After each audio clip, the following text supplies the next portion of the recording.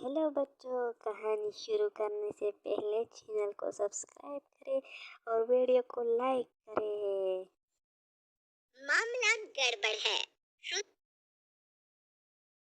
और अर्जुन की शादी को 1 महीना हो चुका था। श्रुति के ससुराल में उसकी सास कौशल्या देवी थी और अर्जुन उनका इकलौता बेटा था। श्रुति दिखने में बहुत खूबसूरत थी और उसमें किसी तरह की कोई कमी नहीं थी। लेकिन शादी की 1 महीने बाद भी अर्जुन श्रुति के साथ नहीं रहता था। ना वो श्रुति से ज्यादा बातें करता था और ना ही उसके कमरे में आता था। कुछ दिन तक तो श्रुति ने इस बारे में किसी से कुछ नहीं कहा, लेकिन जब 1 महीना होने के बाद भी अर्जुन एक रात भी उसके पास सोने के लिए नहीं आया तो श्रुति को अजीब लगने लगा और श्रुति ने अर्जुन से इस बारे में बात करना जरूरी समझा। अर्जुन, अब हम पति पत्नी हैं, हमारी शादी हो चुकी है और आप अब भी अपने कमरे में सोने के लिए नहीं आते हैं। अरे शादी हो गई है तो ठीक है ना, मैंने कब कहा कि तुम मेरी पत्नी नहीं हो। मैं मानता हूँ ना तुम्हें अपनी पत्नी।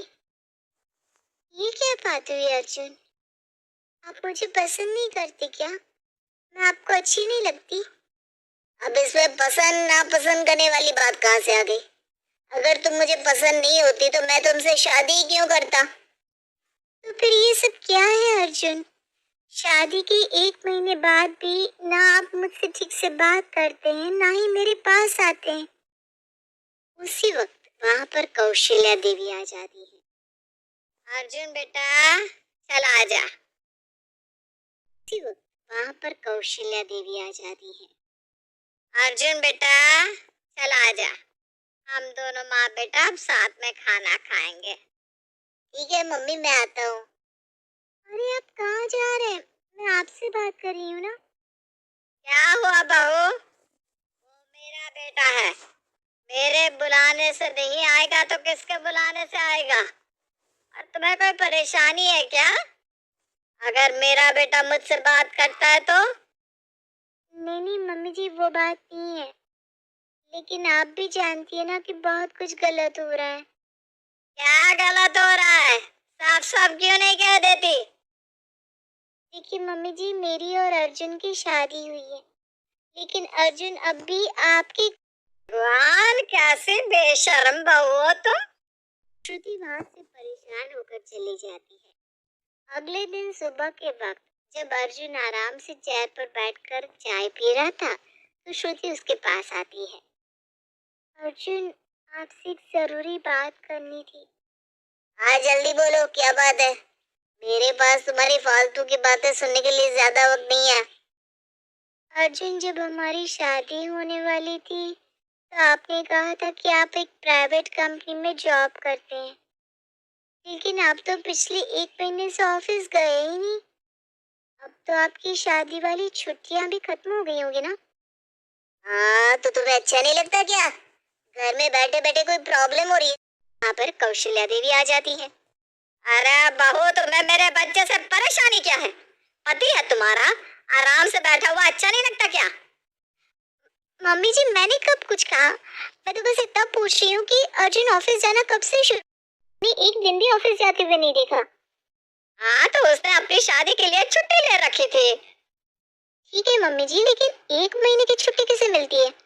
और मैं भी तो वही जानना चाहती हूँ कि अर्जुन की छुट्टियाँ कब खत्म हो रही है। देखो बहू, अब मैं तुम्हें साफ साफ बता देती हूँ, अर्जुन की छुट्टियाँ खत्म होने वाली नहीं है, क्योंकि मैंने उससे कह दिया कि वो नौकरी छोड़ दे। क्यों? मम्मी जी, अर्जुन को नौकरी क्यों छोड़नी है? और अगर वो नौकरी छोड़ देंगे तो घर कैसे चलेगा? नौकरी वोकरी नहीं करने वाला, मैं तो बस अपनी मम्मी के साथ रहूंगा, उनकी सेवा करूंगा। अगर आप ऐसा करेंगे अर्जुन तो हमारे पास पैसे कहाँ से आएंगे? हमारी जिंदगी कैसे चलेगी? मम्मी है ना, उन्होंने कहा कि वो सब संभाल लेगी, तो मुझे चिंता करने की कोई जरूरत नहीं है। तुम जाओ और अपना काम करो, और आप दोबारा ये सब बात करने की कोई जरूरत नहीं है। श्रुति अर्जुन से बहुत परेशान हो चुकी थी, लेकिन अभी तक उसने इसके बारे में किसी को कुछ बताया नहीं था। एक दिन श्रुति को अपने मायके जाना था। अर्जुन, शादी के बाद मैं एक बार भी मम्मी पापा से मिलने नहीं गई हूँ, मुझे अपने मायके जाना है, प्लीज आप भी तैयार हो जाइए ना। अरे मायका तुम्हारा है, इसमें मेरे बेटे को तैयार होने की क्या जरूरत है? लेकिन मम्मी जी वो मेरे साथ जाएंगे ना, मैं पहली बार वहां जा रही हूँ। अरे जो सोचना है सोचने दो, मैं भला तुम्हारे साथ क्यों जाऊंगा? मैं अपनी मम्मी के पास रहूंगा। मेरा प्यारा बच्चा, वैसे भी ना बाहर धूप में जाएगा तो गर्मी लग जाए। हरकत है। अर्जुन की शादी हो चुकी है, वो कोई दूध पीता हुआ बच्चा नहीं है जो बाहर की धूप में भी नहीं जा सकता। और मुझे मेरे मायके लेकर जाना उनकी जिम्मेदारी है। अभी से मेरे बच्चे के कंधे पर जिम्मेदारी का बोझ रखने की कोशिश मत कर बहू। वो मेरा इकलौता बेटा है, मेरा लाडला, मेरे कलेजे का टुकड़ा। और अगर वो कहीं नहीं जाना चाहता तो नहीं जाएगा। तुम्हें जाना है तो जाओ।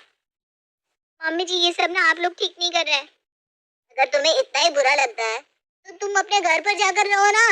मैं तो तुम्हें कभी वापस बुलाने के लिए भी नहीं आऊंगा। अरे शादी हुई है इसकी मेरे बेटे से, ऐसे वापस तो आना ही पड़ेगा। ठीक है मम्मी जी, मैं अकेले ही चली जाती हूँ और वापस भी आ जाऊंगी। लेकिन आप जो मेरे साथ कर रही हैं वो पूरी तरह से गलत है। मायके पहुंच जाती है। मायके में श्रुति की मुलाकात अपनी सबसे पक्की सहेली से होती है। उसकी शादी भी कुछ दिन पहले ही हुई थी। श्रुति की सहेली अंजलि अपने पति अविनाश के साथ अपने मायके आई थी।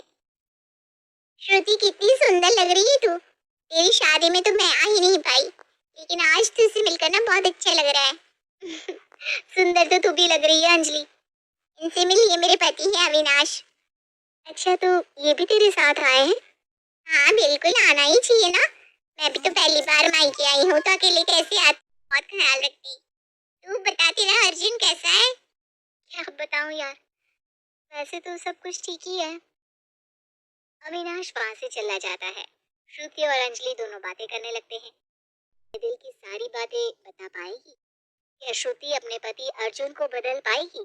कहानी के पहले भाग में आपने सुना कि श्रुति की शादी अर्जुन के साथ हो जाती है, लेकिन अर्जुन की माँ कौशला देवी अर्जुन को इस तरह से रखती है जैसे वो कोई छोटा बच्चा है और उसे नौकरी करने से भी मना कर देती है। इसकी वजह से श्रुति परेशान होती है। श्रुति अपने मायके जाती है जहाँ उसकी मुलाकात अपनी बचपन की सहेली अंजलि के साथ होती है।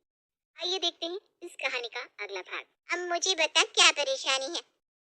अरे क्या बताऊं यार, शादी को 1 महीना हो गया है, लेकिन अर्जुन अभी भी अपनी माँ के कमरे में सोते हैं।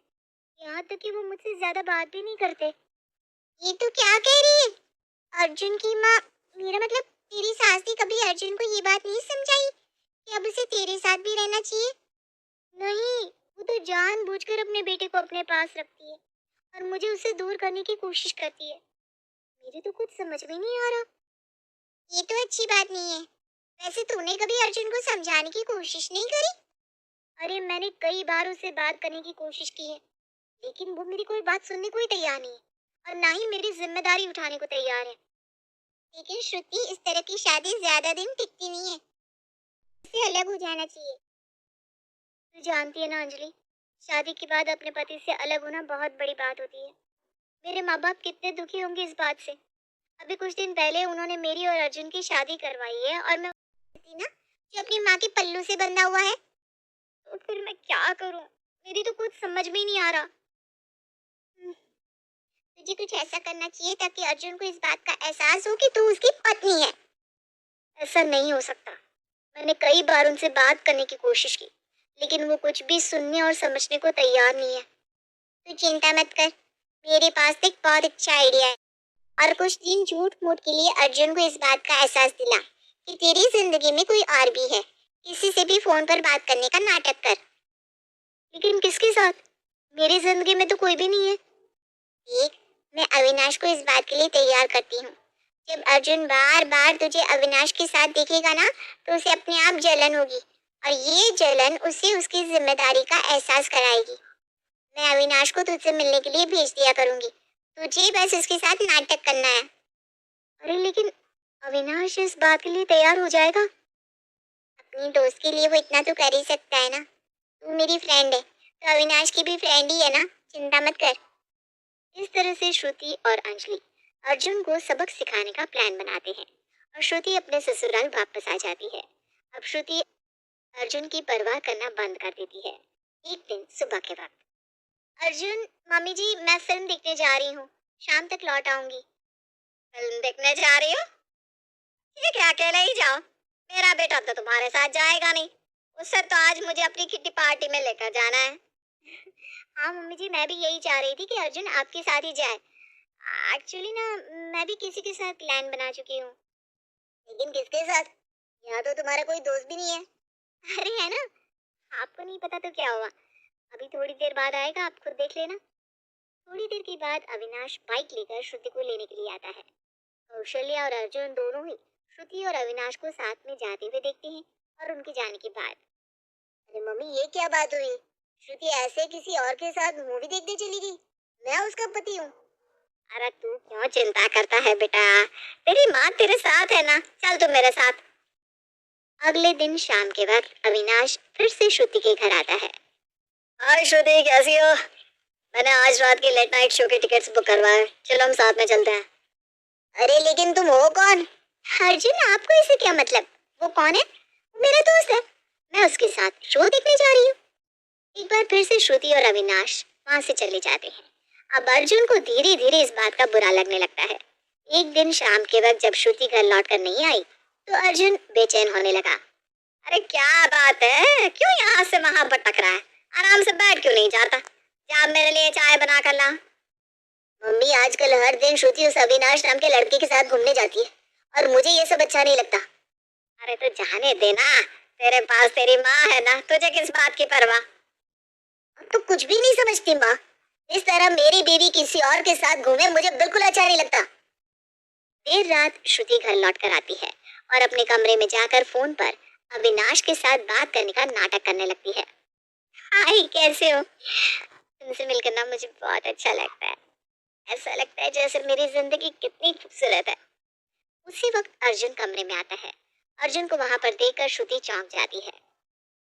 किससे बात कर रही हो तुम फोन पर? मैं पति हूँ तुम्हारा। मेरे रहते तुम किसी और के साथ घूमने फिरने जाती हो तो मैं शर्म नहीं आती? अरे आप आज इस कमरे में क्या कर रहे हैं अर्जुन? आपको तो अपनी माँ के पास जाना चाहिए। क्यों? तुम मेरी पत्नी हो, मैंने तुमसे शादी की है और इस नाते इस कमरे में रहने का अधिकार मुझे भी है। अर्जुन की बात सुनकर श्रुति मन ही मन मुस्कुराने लगती है। उसे समझ में आ जाता है कि अंजलि और उनकी प्लानिंग का असर अब अर्जुन पर हो रहा था। लेकिन अर्जुन, एक बात कहूँ, अब आप मुझे पसंद नहीं है। ना तो आप नौकरी करते हैं और ना ही मेरे साथ टाइम स्पेंड करते, इसलिए मैंने सोच लिया है कि मैं अविनाश के साथ रहने के लिए चली जाऊंगी। लेकिन मैंने तुमसे शादी की है, तुम ऐसे किसी और के साथ नहीं रह सकती। लेकिन मैंने अपना डिसीजन ले लिया है और मैं अब अपना फैसला नहीं बदलने वाली। उस रात अर्जुन श्रुति के साथ उसी कमरे में सोता है। अगली सुबह जब श्रुति सोकर उठती है तो देखती है कि अर्जुन ऑफिस के लिए तैयार हो रहा था। अरे क्या बात हो गई, कल रात को तुम मेरे कमरे में भी सोने नहीं आया और अब सुबह सुबह ऑफिस के लिए तैयार क्यों हो रहा है? इस श्रुति ने तेरे ऊपर कोई जादू टोना तो नहीं कर दिया? कोई जादू टोना नहीं किया मम्मी, लेकिन मुझे अपनी जिम्मेदारी समझनी होगी। मेरी शादी हो चुकी है और मुझे अपनी पत्नी के खर्चे और अपना घर चलाने के लिए नौकरी करनी पड़ेगी। जरूर ये तेरी बीवी का ही काला जादू है जिसकी वजह से तू नौकरी करने जा रहा है, वरना मेरे बेटे को ऑफिस में जाकर नौकरी करने की क्या जरूरत? जब पत्नी अपने पति का साथ देने को तैयार नहीं तो मुझे तो कुछ करना पड़ेगा ना। वैसे भी श्रुति ने मुझे छोड़ने का फैसला ले लिया है, वहाँ कम से कम नौकरी करके मैं अपना मन तो लगा सकता हूँ। उसी वक्त श्रुति वहां पर आती है। आई एम सॉरी अर्जुन, लेकिन मैंने आपसे जो कुछ भी कहा था वो सब झूठ था। मैं बस आपको आपकी जिम्मेदारियों का एहसास दिलाना चाहती थी और इसीलिए मैंने अविनाश के साथ ये सब करने का नाटक किया। माफी तो मुझे मांगनी चाहिए श्रुति, मेरी गलती थी, लेकिन आज के बाद ऐसा कभी नहीं होगा। मैं तुम्हें अपनी पत्नी की तरह रखूंगा और तुम्हारी सारी जिम्मेदारियां भी उठाऊंगा। तो बच्चों, हमें इस कहानी से सीखने को मिलता है कि हमें अपनी जिम्मेदारी समझनी चाहिए और हर काम को हमें अपने वक्त पर करनी चाहिए। तो इससे हमारी ज़िंदगी बहुत खूबसूरत होगी और हमें अपने परिवार की हर औरत या मर्द जो भी हो, हमारी मम्मी या कोई भी हो, हमें उसकी ख्याल रखना चाहिए। तो मिलेंगे बच्चों किसी दूसरे पार्ट पे, तब तक हमारे चैनल को सब्सक्राइब करें